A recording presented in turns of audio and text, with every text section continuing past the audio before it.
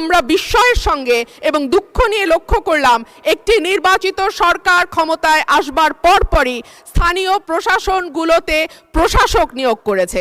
শুকরিয়া মাননীয় স্পিকার, একটি অবাধ সুষ্ঠু নিরপেক্ষ নির্বাচনের মধ্যে দিয়ে ত্রয়োদশ জাতীয় সংসদ গঠিত হয়েছে এবং আমি এই সংসদে একজন স্বতন্ত্র প্রার্থী হিসেবে নির্বাচিত হয়েছি। মাননীয় স্পিকার, সংবিধানের 59 অনুচ্ছেদের দিকে আপনার দৃষ্টি আকর্ষণ করছি। সংবিধানের 59 অনুচ্ছেদ বলছে, নির্বাচিত ব্যক্তিদের সমন্বয়ে গঠিত প্রতিষ্ঠানসমূহের উপর প্রজাতন্ত্রের প্রত্যেক প্রশাসনিক একাংশের স্থানীয় শাসনের ভার থাকিবে।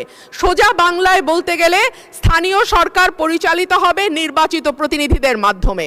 কিন্তু আমরা বিস্ময়ের সঙ্গে এবং দুঃখ নিয়ে লক্ষ্য করলাম একটি নির্বাচিত সরকার ক্ষমতায় আসবার পরপরই স্থানীয় প্রশাসনগুলোতে প্রশাসক নিয়োগ করেছে। মাননীয় স্পিকার, যখন শেখ হাসিনা পালিয়ে গেল তখনকার পরিবর্তিত পরিস্থিতিতে অন্তর্বর্তীকালীন সরকার প্রশাসক নিয়োগ দিতে বাধ্য হয়েছিল, কারণ আমরা দেখেছি ইউনিয়ন পর্যায়ে, উপজেলা পর্যায়ে চেয়ারম্যান বা মেম্বার যারা ছিল তারাও পালিয়ে গেছে। কিন্তু এই অবস্থা তো মাননীয় স্পিকার এখন আর নেই। এখন তো একটা সুষ্ঠু নির্বাচন দেয়া যায়। সেই জায়গায় আমরা দেখলাম দলীয় নেতাকর্মীদের পুনর্বাসন প্রক্রিয়া শুরু হয়েছে। এই বিষয়ে আমি পরবর্তী বক্তা জনাব মোহাম্মদ আব্দুল্লাহ, মুন্সিগঞ্জ 1। বিসমিল্লাহির রহমানির রহিম। সকল প্রশংসা আল্লাহর। আমি সবার আগে ধন্যবাদ জানাই আমার দলের প্রতিষ্ঠাতা শহীদ রাষ্ট্রপতি জিয়া রহমানকে।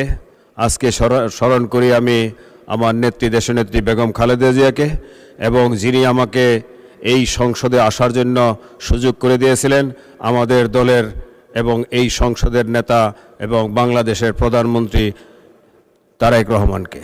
এবং আমি আরও ধন্যবাদ জানাই আমার মুন্সিগঞ্জ 1-এর সর্বস্তরের জনগণকে, যারা আমাকে বিপুল ভোটের মাধ্যমে এই সংসদে আসার সুযোগ করে দিয়েছেন।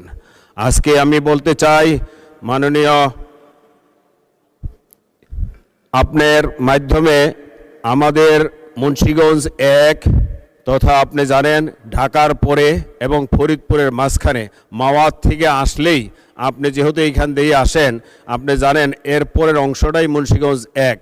এখন মুন্সিগঞ্জ ডিস্ট্রিক্টে আমাদের একটি হসপিটাল হওয়ার সম্ভাবনা আছে। এই হসপিটালটা যদি মুন্সিগঞ্জ 1-এর মাঝখানে হয়, তাহলে কিন্তু মুন্সিগঞ্জ 1, মুন্সিগঞ্জ 2 এবং মুন্সিগঞ্জ 3 সবার জন্য উপকার হবে। এমনকি আপনার এই বরিশাল, খুলনা, ফরিদপুরের অঞ্চলেও এই উপকারটা আসবে। আর আমি বলতে চাই, আমার এলাকা মুন্সিগঞ্জ 1-এ কোনো ইউনিভার্সিটি নেই। এইখানে যদি একটা ইউনিভার্সিটি করা হয়, স্যার জগদীশ চন্দ্র বসুর এখানে জায়গা আছে, এখানে একটি কলেজ আছে, সেই জায়গাটি আমরা এই ইউনিভার্সিটির জন্য করতে পারি। সেটা যদি আমাদের মন্ত্রী মহোদয়, শিক্ষামন্ত্রী এক নজর দেন, তাহলে এইখানে একটা ইউনিভার্সিটি হলে আমার মনে হয় এই অঞ্চলের উপকার হবে। আশা করি আপনার মাধ্যমে আমি এই উত্তর পাব। তাই পরবর্তী বক্তা মোহাম্মদ মোশাররফ হোসেন, বগুড়া 4। মাননীয় স্পিকার, আপনাকে ধন্যবাদ। মাননীয় স্পিকার, আমি বলতে চাই যে আমার নির্বাচনী এলাকা কাহালু নন্দীগ্রাম 39, বগুড়া 4। ইতিমধ্যে আমরা জানি যে 39 বগুড়া 4 নয়, উত্তর অঞ্চলের রাজধানী খ্যাত বগুড়া সবসময় বঞ্চিত একটি জনপদের নাম, যে বঞ্চিত জনপদ থেকে সবসময় বঞ্চনা এবং শোষণের শিকার হয়েছে সাধারণ মানুষও। সারা বাংলাদেশের মানুষ সবচাইতে বেশি শোষণ এবং বঞ্চনার শিকার হয়েছে আমার মাননীয় প্রধানমন্ত্রী পরিবার।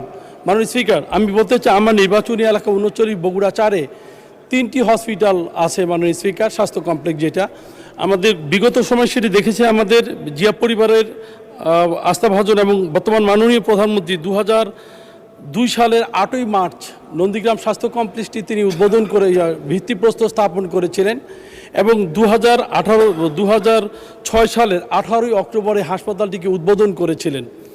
অদ্যবধি হাসপাতালে মাননীয় স্পিকার আলোর মুখ দেখেনি। হাসপাতালটি মুখ থুবড়ে পড়ে আছে, মানুষের স্বাস্থ্যসেবা বিঘ্নিত হচ্ছে। আমরা জানি যে বগুড়া এমনিতেই বঞ্চিত। বগুড়া যেমন শহীদ জিয়াউর রহমান মেডিকেল কলেজ হাসপাতাল বিগত ফ্যাসিস্ট সরকারের আমলে সেখান থেকে সকল উন্নত যন্ত্রপাতি সব খুলে নিয়ে আসা হয়েছিল মাননীয় স্পিকার। মানুষ যেখানে চিকিৎসা পাবে সে চিকিৎসা পাওয়া তো দূরের কথা, সে হাসপাতালকে ময়নার ভাগা